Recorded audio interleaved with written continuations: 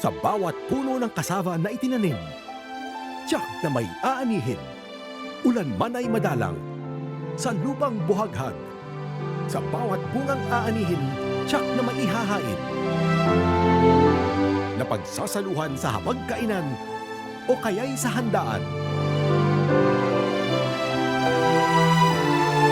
Sa bawat dahon, may bagong pag-asa. Pagkain ng pamilya.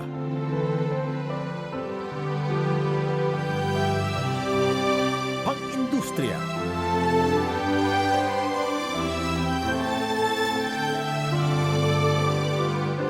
Ngayon at bukas.